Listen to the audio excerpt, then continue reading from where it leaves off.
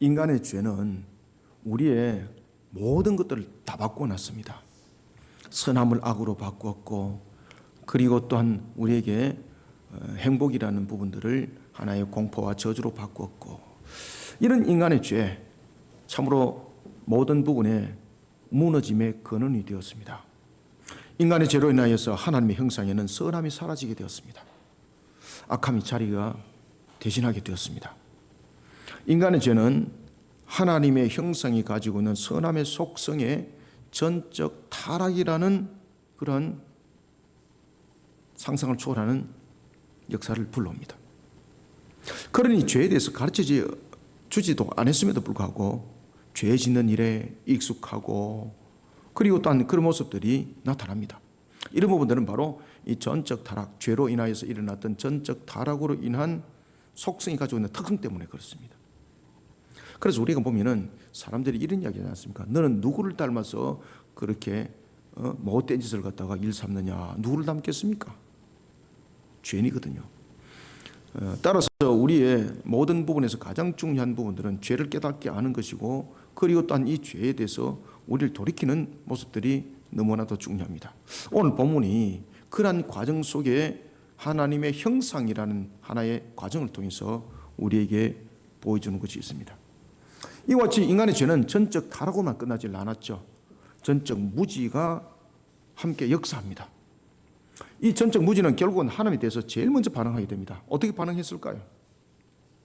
하나님을 향한 바른 신앙관이 무너지는 겁니다. 우상 숭배가 만연해지고 하나님의 말씀을 벗어나는 행동이 자연스러워지고, 이런 부분들이 전적 타락, 전적 무지 속에 나타나게 되는 것입니다. 하나님께서는 에스겔을 선지자로 세웁니다. 그리고 하나님을 향한 이스라엘 백성들의 죄악된 모습을 돌이켜보도록 합니다. 그들은 하나님의 큰 은혜로 애굽의 종으로부터 가나안 땅의 주인이 된 그러한 자들입니다. 그리고 하나님께서 그들을 이스라엘로 삼았습니다. 그리고 또한 하나님께서 세우신 나라 가운데에 살아가고 있습니다. 그런데 놀랄 사실은 인간이 죄악 속에 빠지면서 어떤 현상이 두드러지게 나타난다 그랬습니까? 전적 타락과 전적 무지라 그랬죠. 전적 타락과 전적 무지 속에서 나타난 것 가운데서 가장 대표적인 것이 보면은 죄를 짓는 것에 마치 마비가 되어 있는 것처럼 되어 있다는 것 사실. 그리고 또 하나는 하나님을 향해서는 우상 숭배, 하나님의 말씀을 거역하는 일에 아주 자연스럽다는 것입니다. 바로 이스라엘 백성들에게도 그런 모습이 그대로 나타나고 있었습니다. 우상 숭배가 만연해지기 시작합니다. 그런데 놀랄 사실은 그들은 이것을 우상으로 여기지 않습니다. 그들은 하나님을 더욱더 다양한 측면에서 섬기고 있다라고 그들은 믿고 있었습니다. 유일하신 하나님이 아니라 우상을 섬기면서도 그것을 하나님이라고 그들은 믿고 있었던 것입니다. 인간의 죄악된 모습이 바로 이런 모습을 창출하게 되는 겁니다. 그러니 우리에게는 하나님에 대해서 바르게 아는 가르침을 받는 것이 매우 중요하고, 신앙으로서 바른 지도를 받고 가르침을 받는 것이 그만큼 중요한 것입니다. 우상 숭배자, 모든 부분들은 결론적으로 하나님의 말씀을 따르지 않는 속에서 나타난 것인데 자신들은 이것을 알지 못하고 있는 겁니다. 이런 이스라엘을 하나님께서는 영적으로 깨우기 위해서 역할자를 세웠는데 그거 바로 에스겔이었습니다. 그에게 사명을 줍니다. 하나님께서는 사명을 부여받게 된 에스겔에게 환상을 보여줍니다. 그런데 이 환상은 어떤 신비로움에 대한 부분들을 보여주는 것이 아니라 이스라엘의 상태의 모습과, 그리고 하나님께서 그들을 향해서 어떤 모습으로 비춰주고 있는가, 그리고 하나님은 이런 이스라엘 백성들의 고난의 과정, 징계의 과정을 통해서 어떤 뜻을 펼쳐가고자 하는가라는 부분들이 그 환상 속에서 계시하고 있었습니다. 하나님께서는 에스겔에게 환상을 보여주면서 이스라엘의 죄악이 얼마나 악함이 되는지 그것만 보여준 것이 아닙니다. 죄악만 보여준 것이 아니라 이런 이스라엘을 하나님은 지금도 함께 하고 있다는 것을 환상을 통해서 또한 함께 보여주고 있습니다. 하나님은 또한 이런 이스라엘을 회복시키기를 원한다는 것을 또한 환상을 통해서 보여주고 있습니다. 사랑하는 성도 여러분, 우리는 죄악이 만연한 시대를 살아가고 있습니다. 과거로는 무척 발달된 시대를 살아가고 있습니다. 여러 가지 부족함이 없는 풍부한 시대를 또한 살아가고 있습니다. 그렇다고 해서 우리는 행복이라는 단어를 이 속에 적용을 하지 않습니다. 우리가 가지고 있는 진정한 행복이라는 것은 무엇인가라는 것입니다. 사실은 이 행복이라는 것은 우리의 만족이 충만한 상태 속에서 나타나는 것이지, 우리의 만족이 불충만한 속에서는 사실은 행복이 아니거든요. 그래서 우리가 이 땅을 죄악 가운데 살아나가고 있는, 이 땅에서 일어나고 있는 행복은 그저 단어 속에서 표현일 뿐입니다. 진정한 행복은 어디에 있을까? 완전함을 이루는 곳, 바로 새하늘과 새 땅, 천국이라는 것입니다. 오늘 본문이 그런 과정을 펼쳐나가는 한 부분에서 하늘의 보좌의 형상을 통해서 그것을 설명하고 있습니다. 저와 여러분들은 하나님의 형상입니다. 비록 죄악된 세상을 살아가고 있지만 하나님께서 은혜를 베푸심으로 우리는 하나님의 형상이 가지는 일말의 가치관을 가지게 된 겁니다. 이를 통해서 우리는 죄가 무엇인지 깨달아 알게 되었고, 이를 통해서 우리는 하나님이 어떤 분인가를 알게 되는 것입니다. 그것도 하나님께서 우리에게 알려준 만큼만이 우리는 하나님을 알 수 있는 것입니다. 자, 이런 과정들을 하나님께서는 에스겔을 통해서 보여주는 겁니다. 하나님께서 펼쳐주시는 환상을 통해 우리는 어떤 하나님의 형상의 가치관으로 이 땅을 살아가야 될지 우리가 세 가지 관점으로 본문이 주는 말씀을 통해서 함께 깨닫도록 하겠습니다. 먼저 우리가 26절을 한 목소리로 읽읍시다. 시작. 그 머리 위에 있는 궁창 위에 보좌의 형상이 있는데 그 모양이 남보석 같고 그 보좌의 형상 위에 한 형상이 있어 사람의 모양 같더라. 아멘. 여러분들, 하나님 형상이 있나요? 하나님 형상이 없죠. 근데 지금 보좌의 형상이라고 말하고 있는 것은 지금 하나님에 대해서 이야기를 하고 있다는 것이거든요. 근데 지금 형상이라는 단어 딱 썼습니다. 그 다음 또 하나는 어떤 이야기를 하고 있는가 하면 사람의 모양 같고라고 했습니다. 아시겠습니까? 여기서 우리는 굉장히 핵심적인 내용들을 보셔야 됩니다. 여기서 하나님께서는 에스겔을 통해서 오실 메시아 그리스도를 계시 예표하고 있습니다. 우리는 이런 본문들을 통해서 26절을 통해서 먼저 우리는 어떤 하나님 형상이 되어야 되는가? 먼저 첫 번째, 말씀의 증인이 되어야 됩니다. 말씀의 증인으로서 하나님의 영광을 증거하기 위해서 계시의 말씀을 바르게 먼저 알아야 됩니다. 우리가 오늘 본문에 보면은 하나님의 형상이 없는 거지 않습니까? 근데 하나님의 형상에 대해서 이야기를 합니다. 그런가 하면 또 사람 모양 같으라고 이야기합니다. 이거 말 그대로 표현하면은 하나님은 사람의 모양을 가졌다고 이렇게 말할 수 있는 거지 않습니까? 이렇게 이제 증거하게 되면은 어떤 역사가 일어날까요? 멸망의 역사가 일어나는 겁니다. 마귀의 역사가 일어나는 겁니다. 그래서 우리는 말씀의 증인이 분명히 되어야 됩니다. 말씀의 증인으로서 하나님의 영광을 증거해야 됩니다. 그러기 위해서는 오늘 이와 같은 계시의 말씀에 대해서 바르게 알아야 되는 것입니다.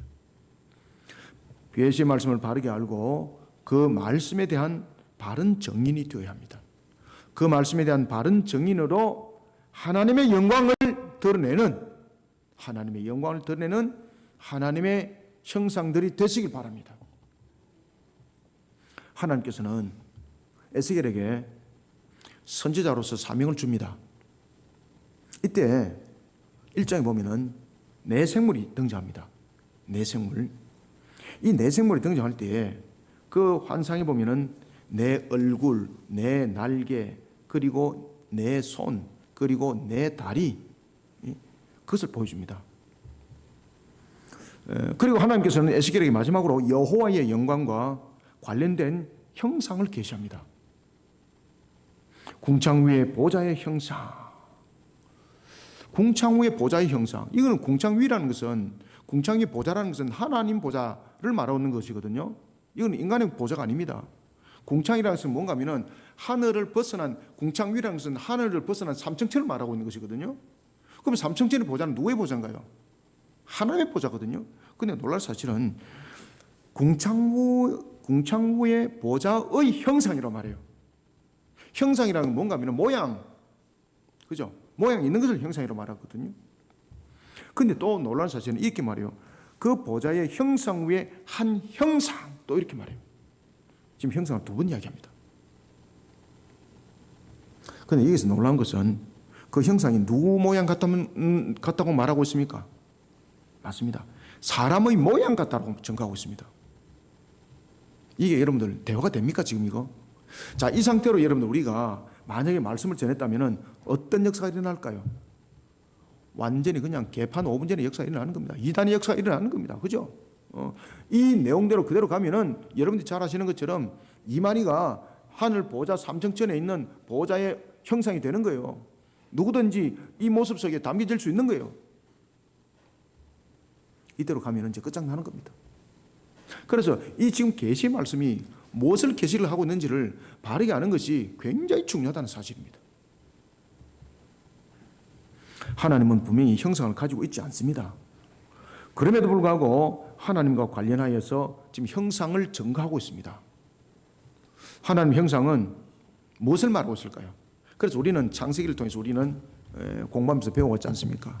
하나님의 형상에서 사람을 하나님께서는 하나님의 형상으로 만들었다 그럴 때 하나님의 형상을 가지고 있지 않지 않습니까? 그럴 때 그 형상은 무엇을 강조한다고요? 맞습니다. 하나님의 속성을 강조하고 있습니다. 그래서 우리가 바른 교리, 바른 말씀을 바르게 알기 위해서는 이런 계시의 말씀들을 똑바로 함께 배우는 부분들이 세 가지가 다 연결되어야 된다는 이야기입니다. 그러면은 지금 여기에서 지금 강조하고 싶은 것은 뭔가 하면은 하나님의 거룩성, 하나님의 존귀하심 이런 부분들을 지금 형상을 통해서 보좌를 통해서 지금 강조하고 있는 거예요. 그런데 문제는 그 형상이 아시겠습니까? 여기까지는 우리 해석할 수 있잖아요. 근데 지금 그 형상이 지금 어떻다는 겁니까 지금? 사람의 모양 같다. 이야, 여기 이제 큰일 난 거예요, 이게. 예. 이것을 우리는 이 문장으로서만 해석하시면 안 됩니다. 그래서 이것은 문맥을 찾아가야 되고 이것을 무엇이 말하는가를 확실히 알고 가셔야 됩니다. 특히 오늘 이 본문을 보면은 에스겔서 1장 28절과 연결됩니다. 에스겔서 28장 1장 28절에 보면은 사람의 형상이 사람의 모양과 같더라를 통해서 무엇을 말하고 있는가 하면은 하나님의 영광의 형상의 모양이라고 말하고 있습니다. 하나님은 모양이라는 형상이 없음에도 불구하고 사람의 모양 같다라고 한 것은 무엇을 말할까요? 영광의 형상의 모양이라 했습니다. 여기서 답을 찾으셔야 됩니다. 지금 이 형상은 무엇을 말하고 있는 거죠? 계시를 말하고 있는 거예요. 자, 지금 형상이 실질적인 형상을 말하느냐, 지금 이 형상이 속성을 말하느냐, 아니면은 계시를 말하느냐, 이 세 가지거든요. 그런데 이 본문은 지금 형상에 대해서 실제를 말할까요? 아니면은 속성을 말하면서 지금 계시를 말할까요? 맞습니다. 세 번째입니다. 속성을 말하면서 계시를 말합니다. 실제가 아닙니다. 그럼 이 계시는 어떤 계시인가? 사람의 형상 같다 그랬지 않습니까? 사람의 형상. 자, 성부, 성자, 성령, 삼위일체가 우리의 죄를 구속하기 위해서 이 땅에 오실 때에 우리의 인간의 몸으로 이 땅에 오신 분이 누구죠? 성자 하나님, 예수 그리스도. 바로 그분을 지금 계시하고 있습니다. 그래서 하나님의 영광의 형상의 모양이라고 하는 겁니다. 왜 성육신 하셨습니까? 우리를 구원하기 위해서. 우리를 구원하는 것이 결국은 하나님의 영광을 위해서 오는 것이거든요. 왜? 창조 회복이니까. 하나님의 영광을 위해서. 낮고 천한 몸으로 오는 비록 비함에도 불구하고 하나님의 영광을 위한 모습이죠. 그래서 그 단을 딱 쓰는 겁니다. 분명히 예수님께서는 이 땅에 성자 하나님이 그리스도로 오실 때에는 분명히 대속이라는 낮아지심에 비하임에도 불구하고 그것이 곧 하나님의 영광을 나타내고 그것을 이루기 위함이라는 것을 오늘 이 본문이 26절이 계시하고 있습니다.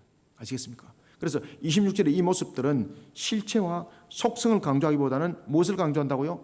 속성을 통해서 계시를 강조하고 있어요. 계시는 나타냄이거든요. 장차 일어날 일들을 말하고 있는 것이거든요.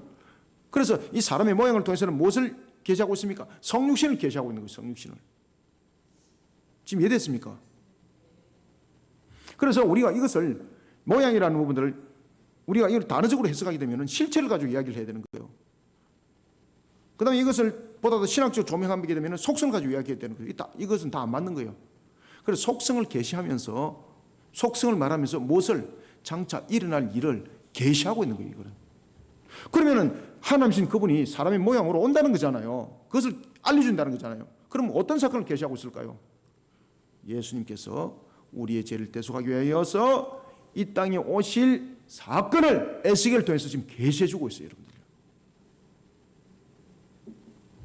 그래서 우리가 바른 말씀을 바르게 아는 것 굉장히 중요하죠, 그죠? 우리가 말씀의 정의는 굉장히 중요합니다. 이단들은 전부 다 자신들이 말씀의 정의라 그러잖아요. 그런데 이 말씀의 정의는 자신들에게 해석하라면 이거 우리처럼 해석할까요? 절대 그렇게 해석 안 해요. 누굴 해석할까요? 자기 교주를 이렇게 해석해요, 여러분들.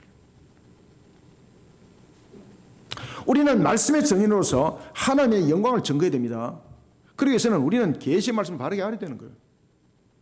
계시의 말씀을 바르게 알지 못하니까 뼈다귀하게 전하는 겁니다. 자, 26절을 우리가 한 목소리로 다시 한번 읽어봅시다. 시작. 그 머리 위에 있는 궁창 위에 보좌의 형상이 있는데 그 모양이 남보석 같고 그 보좌의 형상 위에 한 형상이 있으니 사람의 모양 같더라. 아멘. 이제 이해가 가십니까? 계시를 하고 있는 거죠. 사람 모양 같더라. 계시를 하고 있는 거죠. 하나님께서는 에스겔에게 마지막으로 보여준 보좌의 형상이 사람의 모양 같더라라는 장면은 다니엘서 10장 5절과 그리고 요한계시록 1장 13절부터 15절의 내용과 유사합니다. 하나님께서는 사도 요한에게 환상 가운데 그리스도의 모습을 보여줍니다. 하나님의 형상을 모양으로 계시하는 것은 하나님께서 장차 이루실 무엇과 언약의 성취와 무관하지 않습니다. 그래서 하나님께서 에스겔에게 사람의 모양 같이 계시해 준 것은 누구를 계시하고 있습니까? 장차 오실 메시아인 맞습니다. 예수 그리스도를 계시하고 있습니다. 사람의 죄를 대속할 성육신이 이루어질 것에 대한 것을 지금 계시하고 있습니다. 에스겔이 봤던 마지막 환상은 그가 봤던 모든 환상의 결론입니다. 계시의 말씀을 끝까지 알지 못하고 만약에 부분적인 것들만 알고 부분적인 것들만 봤다면 어떤 역사가 일어나겠습니까? 이제 엉뚱한 해석이 나오는 겁니다. 만약에 계시를 봤을 때에 지금 보좌에 있는 형상, 보좌 위에 있는 형상 이것을 안 보고 그냥 내 생물에 대한 환상만 봤습니다. 그러면 내 생물은 무엇을 말하고 있습니까? 내 생물은 구원에 관해서 이야기를 안 하고 있거든요. 아시겠습니까? 그럼 구원은 없는 거예요. 그럼 강력한 하나의 협박 비슷한 공갈적인 측면에서 자신들이 또 유권 해석을 할 수 있는 부분도 이 속에 막 등장하는 겁니다.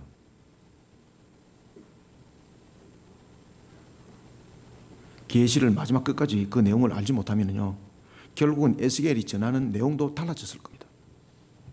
만약에 에스겔이 사람의 모양 같은 모습을 보지 못했다면 하나님께서 죄인의 구원을 위해 펼칠 사실이 거짓되게 증거될 수 있었을 것입니다. 그리고 잘못 증거될 수도 있었을 것입니다.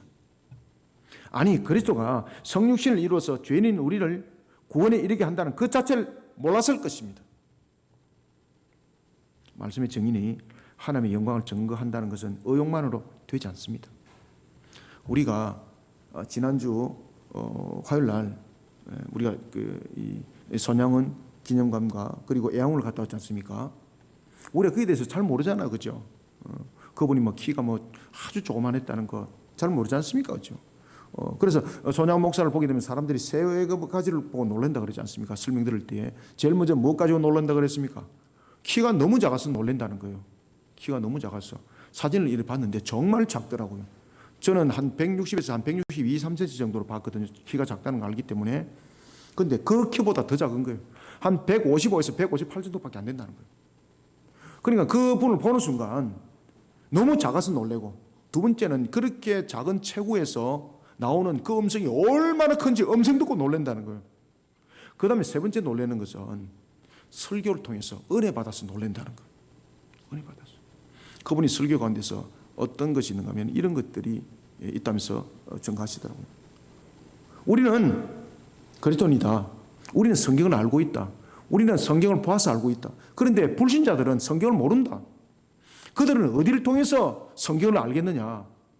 우리들의 행위, 우리들의 삶, 우리들의 행동을 통해서 그들은 성경을 알게 된다. 그러니 성도는 살아있는 말씀인 성경책이다, 성경책. 여러분들이 잘못 생활하고 여러분들이 신앙을 똑바로 하지 않으면 불신자들이 성경이 그렇게 가르쳐주고 있구나. 성경이 그렇게 말하고 있구나. 그렇게 그들은 여길 수밖에 없다. 이렇게 이제 말씀을 전한다는 거죠. 그래서 성경 공부도 아주 중심적으로 그리고 또한 하나님 말씀대로 살아나가는 그런 부분들을 아주 집중적으로 가르치면서 자신이 그 말씀의 실천자로서 어디에 왔을까요? 자신이 그 말씀의 실천을 하기 위해서 애양으로 오는 거예요. 그러면서 거기에 나병 환자들, 흰센병이라 그러죠, 그죠? 병균을 발견했던 사람의 이름이 흰센이라. 그래서 그 이름을 따서 흰센이라. 우리가 알고 있는 나병. 그러니까 그가 나병 환자 속에 들어온 거예요. 그 속에서 이제 마지막 순교를 하죠. 마지막 순교를 할 때 6.25 사변이 터지게 됩니다. 두 아들까지 죽습니다. 그런데 자신의 두 아들을 죽였던 그를 양자로 삼습니다. 성경의 말씀대로 원수를 사랑하라. 그 말씀도 사랑하는 거예요. 내 이웃을 사랑하라. 흰센병 환자도 이웃이거든요. 그 말씀대로 살아가는 거예요. 그러니까 그 목사님의 모습을 보면 성경이 보이는 거예요. 성경이. 자신이 말한 것처럼 그렇게 살아가는 거예요. 불신자는 나를 통해서 성경을 알게 된다. 불신자는 나를 통해서 성경을 보게 된다. 만약에 그분이 성경에 대해서 1달락만 알았다면 성경은 왜곡되게 사람들에게 증거될 수밖에 없는 겁니다. 에스겔에게 하나님께서는 우리에게 환상을 통해서 보여줬습니다. 성경은 계시하는 것이 있습니다. 그 계시는 내가 판단하고 내가 생각하는 것이 아닙니다.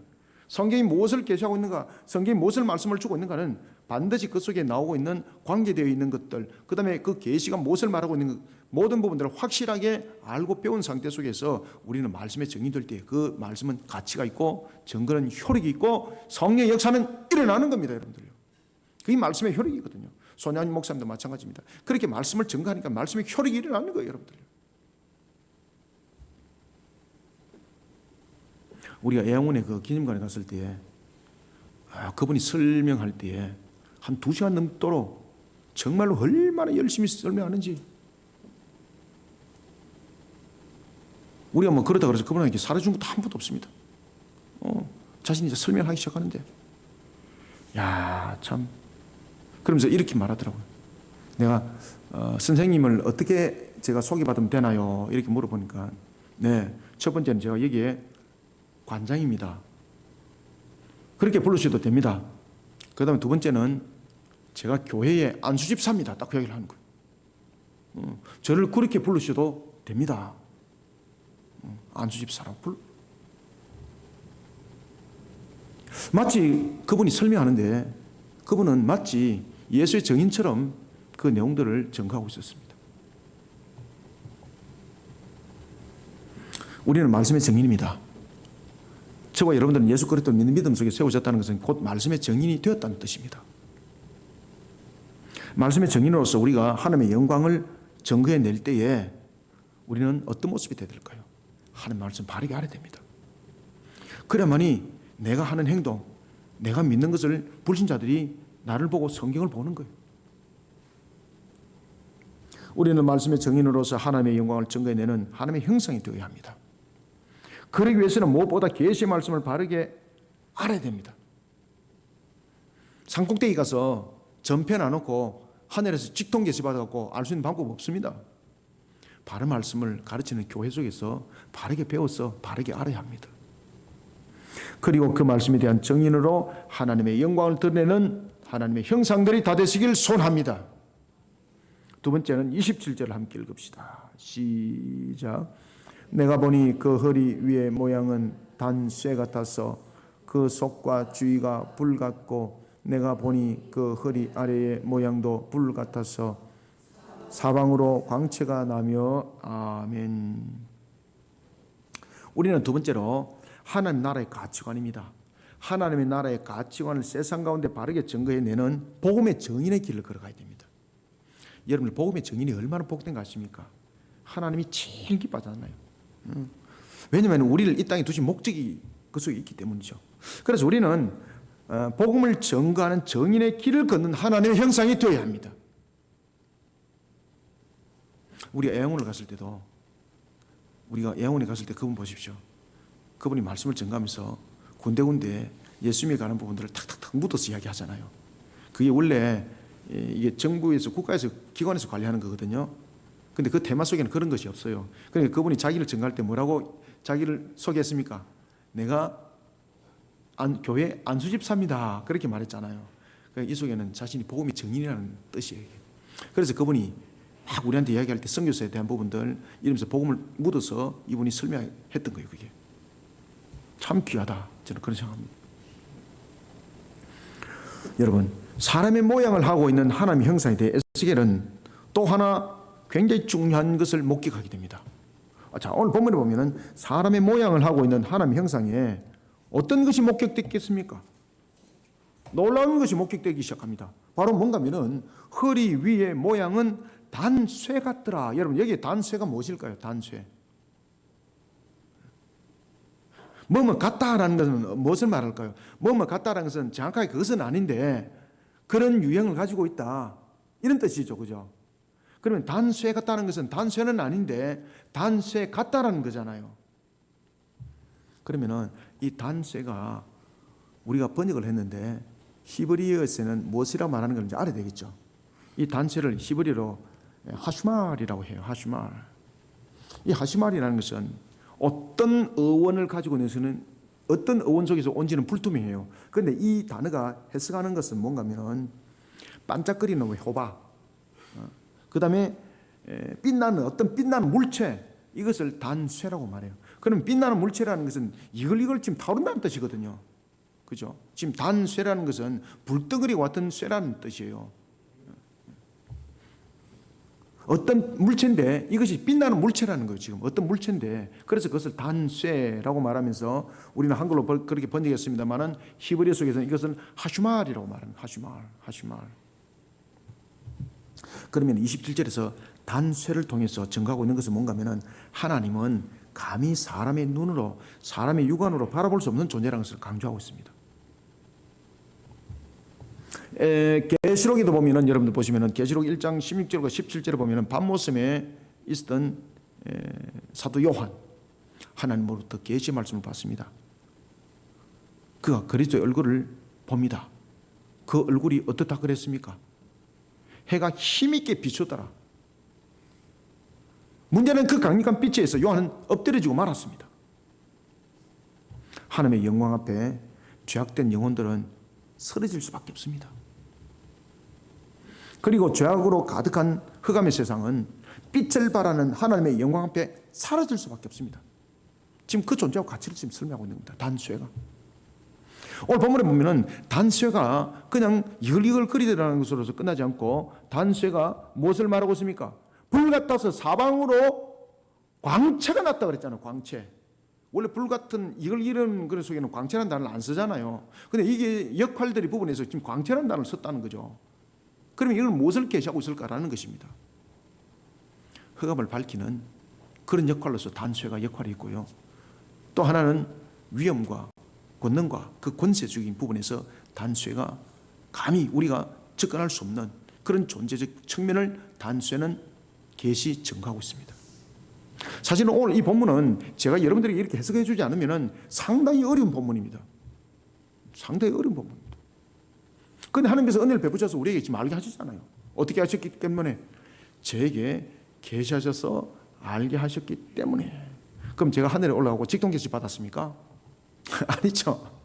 이런 본문들을 제가 이제 원어로서 이제 분석을 하게 되고, 그다음에 이 말씀들을 이제 찾아가게 되는 거죠. 그러면서 이제 신학적으로 조명하게 되고, 이 말씀이 무엇을 계시를 하는가, 지금 오늘 여러분들 본문을 통해서 제가 이 부분들을 말씀을 증거하고 있는 겁니다. 바르게 계시하는 것 그만큼 중요한 겁니다. 에스겔을 통한 환상, 하나님께서는 단쇠가 어떤 역할을 하고 있는지를 계시를 해주고 있습니다. 오실 메시아가 어떤 역할을 할 것인지를 계시해주고 있습니다. 단쇠가 하나님의 존재에 대한 것을 나타내고 있다면 불과 광채는 단쇠 가운데 발휘되는 기능과 역할입니다. 에베소서 2장 2절 여러분 기억나시죠? 에베소서 2장 2절에 따르면 마귀가 공중의 권세자죠. 세상을 다스리고 있죠. 세상을 장악했죠.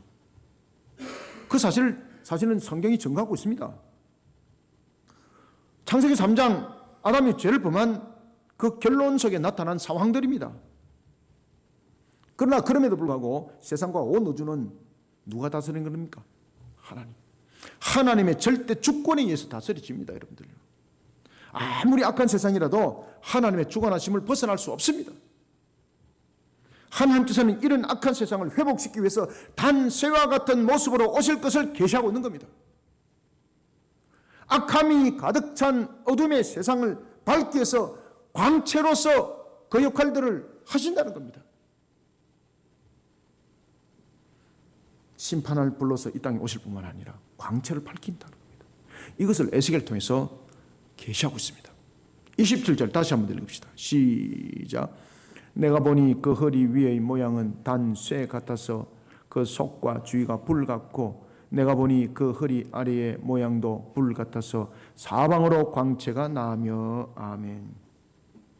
하나님의 영광은 어떤 형태를 표현하는 말이 아닙니다. 하나님의 영광은 나타날 사실은 실제 모습이기도 합니다. 하나님께서는 온 세상을 스스로의 능력으로 세우셨습니다. 그러므로 시편 24편 1절을 기억합시다. 하나님께서는 온 세상을 자신의 능력으로 세웠다고 그랬습니다. 그래서 시편 24편 1절이 무엇을 말하고 있는가 하면 땅과 거기에 충만한 것, 세계와 그 가운데에 사는 자들은 모두 누구의 것이라고? 하나님의 것이라고 성경이 딱 시편에서 쫙하게 집어가고 있습니다. 그래서 여러분들이 세상이 누구의 것이냐라고 성경에서 찾으시거들랑 시편 24편 1절을 반드시 보시길 바랍니다. 모든 것은 하나님의 것이다. 왜? 자신이 창조했기 때문에. 아무리 불의가 세상 가운데 가득할지라도 세상이 마치 마귀가 공중의 권세자가 되어서 세상을 다스리는 위치에 있을지라도 세상은 누구의 것입니까? 세상은 하나님의 것입니다. 세상은 하나님의 것이고 세상은 하나님의 다스림 가운데 놓여 있습니다. 하나님은 죄악 가운데 놓여 있는 세상을 하나님의 나라의 가치관으로 바꿀 것을 이미 창세전에 계획하셨습니다. 그리고 그 실행을 누구를 통해서 이룰 것을 계획하셨습니까? 예수 그리스도를 통해서 이룰 것을 계시하셨습니다. 예수 그리스도를 통해서 이룰 것을 계획하셨고 계시하셨습니다. 그러면 어떻게 이룰 것인가? 단쇠가 그것을 증가합니다. 단쇠가 되어서 불같이 세상을 밝히는 광채라는 복음을 십자가를 통해 이루셨고 완성할 것을 계시하고 있습니다. 그리고 여기에 대한 빛은 무엇입니까? 그리고 또한 여기에 대한 광채는 무엇입니까? 바로 복음입니다.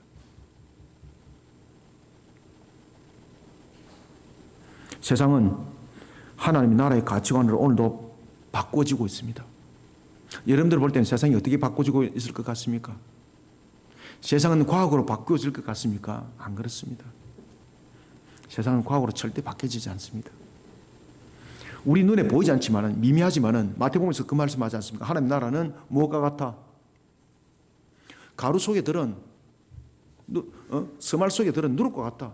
처음에는 밋밋한데 그것이 어떻게 되더라? 점점 하나님 나라는 확장되어서 평정되더라.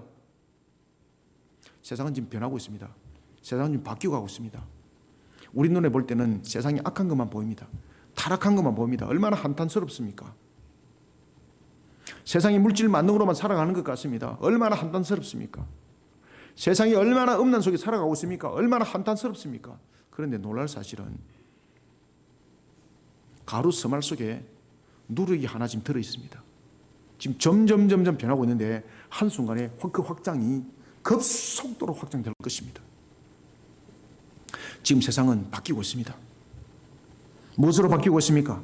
지금 세상은 복음을 통해서 하나님 나라의 가치관으로 바꿔지고 있습니다.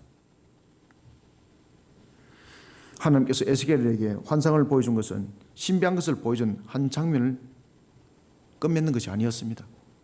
그 환상의 내용대로 사명과 사역이 펼쳐질 것을 함께 계시하고 있습니다. 네가 그 사명 사역 감당이라는 겁니다. 우리가 세상이 지금 바꾸어지고 있습니다.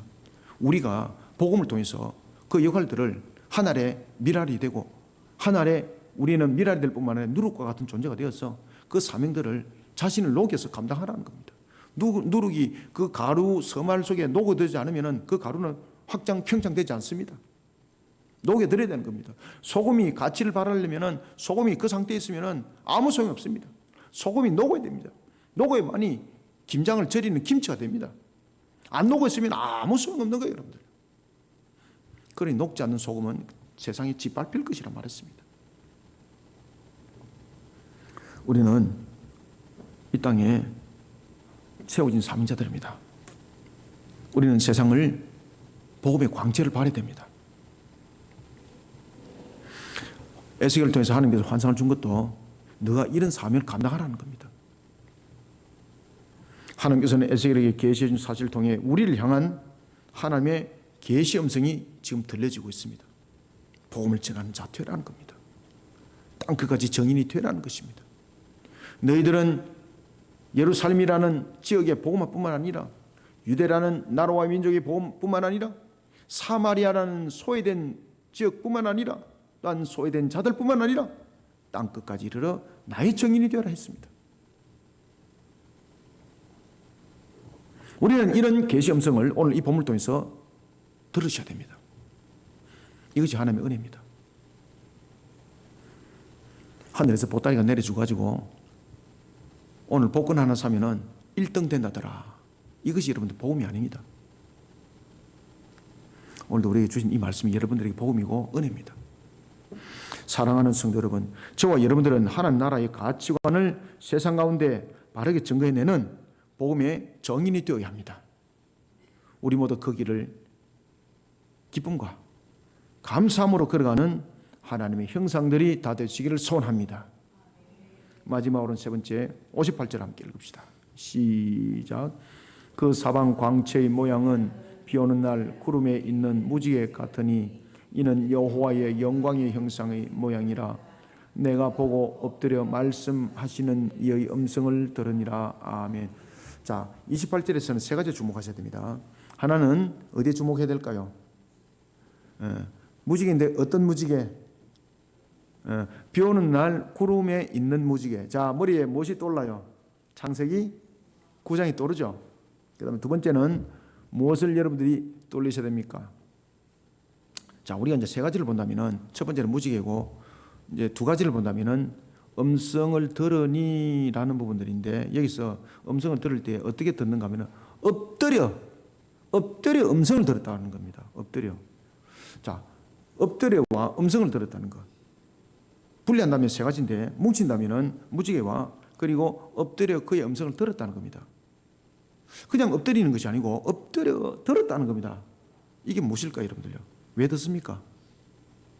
말씀하옵소서, 내가 듣겠나이다. 그럼 내가 들어줄게, 이겁니까? 아닙니다. 이 자세가 지금 무엇을 말하고 있는 것 아십니까? 사명 앞에 순종을 말하고 있습니다. 자, 우리는 마지막으로 28절 통해서 하나님의 살아계심, 음성이 들렸다는 것은 하나님의 살아계심이지 않습니까? 하나님의 살아계심과 하나님의 일하심과 하나님의 위엄을 우리는 세상 가운데 증거낼 뿐만 아니라 그 일에 대해 순종하는 신앙의 자세로 반응하는 하나님의 형상이 되어야 됩니다. 장차 도래할 메시아를 계시하면서 그 메시아를 통해 일어날 일들을 단쇠를 통해 깨달은 에스겔에게 또 하나 중요한 사실이 그에게 계시됩니다. 사람의 모양과 같은 형상의 사방에서 광채가 납니다. 그리고 이 광채의 모양이 마치 비 오는 날 구름에 있는 무지개 같았다라고 말하고 있습니다. 그죠? 오늘 본문에 보면 이렇게 말합니다. 그 사방의 광채 모양은 비 오는 날 구름에 있는 무지개 같더라. 비 오는 날 무지개. 창세기 9장 13절 이하에 보면은 그 장면이 연상됩니다. 홍수 심판 이후에 하나님께서는 다시는 물로 심판하지 않겠다는 그 언약을 하셨던 그 장면, 그 증거로 무지개를 구름 속에 두셨던 것 기억나시죠? 하나님께서는 이스라엘에게 지금 징계를 내리는 것으로 끝나지 않는다는 겁니다. 그들을 그저 짓밟아서 죄악 속에 있기 때문에 짓밟아서 끝장낸다는 것이 아닙니다. 그러면 이 무지개를 통해서 무엇을 증거하고 있습니까? 이 징계가 목적이 멸망이 아니라는 겁니다. 우리가 때로는 죄를 알지 못해가지고, 때로는 우리가 하나님을 바르게 알지 못해가지고 두들겨 맞기도 합니다. 왜? 알아라고. 모르니까 알아라고. 근데 그 알아라고 때리는데 때리다가 맞다가 죽었다. 그러면 이건 알아라가 아니라 그를 처음부터 잘못 가르쳤다는 것입니다. 그런데 하나님께서는 완전하신 분이고 전지전능하신 분이지 않습니까? 그분이 언약합니다. 내가 지금 그들에게 내리는 징계, 이스라엘에게 내리는 징계, 하나님의 택한 백성에게 내리는 징계들은 그들을 멸함이 아니다. 그들을 똑바로 신앙으로 똑바로 세우기 위한 징계다. 그래서 무지개를 통해서 딱 약속을 하시는 거예요. 멸망이 아니다. 그것이 무지개 언약입니다. 무지개 언약. 멸망이 아니다. 내가 징계를 내리는 것은 멸망이 아니다. 그들을 깨닫게 하고 알게 합니다. 무지개는 바로 하나님의 백성을 향한 하나님의 음성이었습니다. 동시에 세상을 향한 하나님의 위험을 증가하기도 했습니다. 그리고 그 위험 앞에 에스겔이 어떻게 했을까요? 자, 엎드립니다. 그런데 그가 위험 앞에 엎드린 것으로 끝나지 않습니다. 엎드리는 존재에 위치했다는 것입니다. 그가 엎드렸다는 것은 에스겔이라는 존재, 우리의 사람이라는 존재가 어떤 존재라는 것을 말하고 있는 것인데, 그것은 항상 우리는 하나님 앞에 엎드릴 수밖에 없는 존재라는 것이거든요. 그런데 지금 그 부분으로 끝나지 않습니다. 지금 엎드렸는데 지금 본문은 무엇을 말하고 있는가 하면은 보고 엎드려를 말하고 있고, 그 다음에는 무엇을 말하고 있습니까? 그의 음성을 들으니라 라고 말하고 있습니다. 이것은 무엇으로 연결됩니까? 그 음성을 위험 앞에 엎드린 것으로 끝난 것이 아닙니다. 그럼 엎드린 목적이 무엇인가? 그걸 설명합니다. 엎드린 목적이 무엇일까요? 겸손 앞에 그냥 단순히 엎드렸을까요? 아닙니다. 그 엎드린 자세가 뭔가 하면은 종으로서, 사명자로서 말씀하옵소서, 그 말씀을 듣고 내가 그 사명에 순종하겠습니다 라고 말 주시는 그 말씀이 바로 음성을 들으니라는 것입니다. 그 음성을, 그 말씀을 듣고 그 말씀에 내가 순종하는 사람이, 순종하는 종이, 순종하는 사명자 되겠습니다. 자, 우리가 28절을 다시 한번 읽어봅시다. 시작. 그 사방 광채의 모양은 비 오는 날 구름에 있는 무지개 같으니 이는 여호와의 영광의 형상의 모양이라. 내가 보고 엎드려 말씀하시는 이의 음성을 들으니라. 아멘. 보고 엎드리고 그리고 또한 그 말씀을 들으니라. 이 속에는요, 지금까지 그가 하나님께서 계시해 준 것에 대해서 자신의 신앙을 이제 고백하고 있습니다. 사명을 부여잡는 자로서 순종하겠습니다. 이것을 고백하고 있습니다. 사랑하는 성도 여러분, 하나님의 살아계심과 하나님의 일하심과 하나님의 위엄을 세상 가운데 증거하는 자가 되어야 합니다. 이것이 저와 여러분들의 사명이 될 때에 하나님은 기뻐할 뿐만 아니라 주께서도 말씀하셨습니다. 내가 너희들에게 무엇이 부족한지 이미 다 알고 있다. 너희들은 그의 나라와 그의 의를 구하라. 그리하면은 너희들의 모든 필요함이 내가 채워줄 것이다. 하나님을 시험해 보시기 바랍니다. 신앙으로 시험해 보는 건 좋거든요. 신앙에 시험해 보는 것은 교만이 아니라 정말로 하나님을 향해서 내가 달려갔을 때에, 이 믿음 속에 달려갈 때 정말 하나님 살아계셔서 역사하시는가 시험해 보시길 바랍니다. 그런 속에 우리의 신앙들은 더욱더 성장하는 겁니다. 이때에 가장 중요한 자세는 뭔가 하면 시험한 것으로 끝나면 안 됩니다. 시험한다는 것은 뭔가 하면 순종해야 된다는 겁니다. 오늘도 하나님께서 우리에게 주어진 명예에 대해서 항상 순종하는 신앙으로 반응하는 하나님의 형상들이 다 되시기를 소원합니다. 말씀을 맺겠습니다. 그리스도는 사람의 형상이 되셨습니다. 오직 한 가지 이유입니다. 한 가지 목적입니다. 우리의 죄를 대속하고 우리를 구원하기 위해서입니다. 다른 목적으로 온 사실이 없습니다. 우리는 이렇게 해서 새롭게 새 생명으로 태어난 하나님의 형상입니다.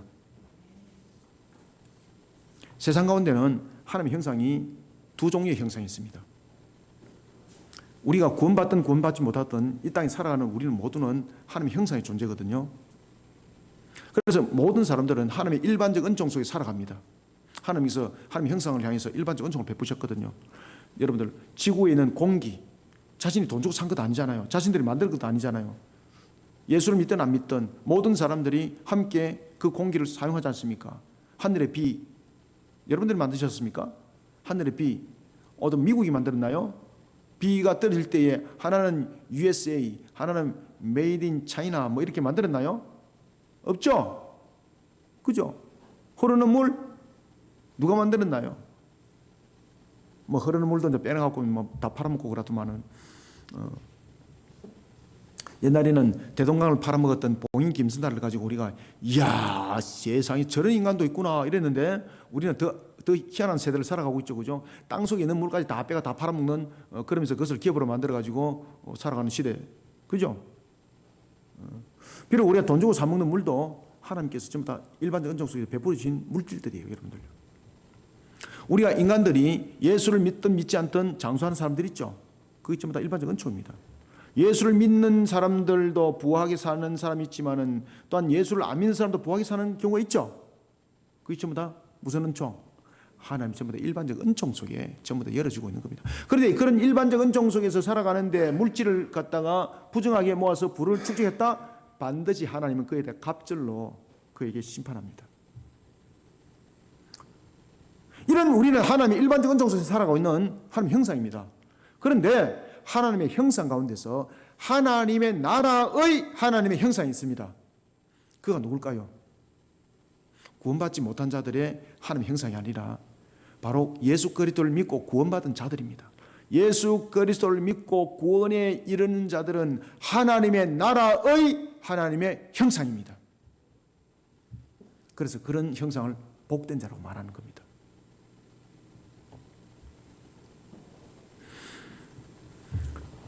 죄로부터 해방을 이룬 하나님의 나라의 백성으로서의 하나님의 우리는 형상입니다. 예수 그리스도를 구세주로 믿고 구원에 이른 하나님의 나라의 백성이 된 하나님의 나라의 형상입니다. 그러면 그 가치를 발휘해야 됩니다.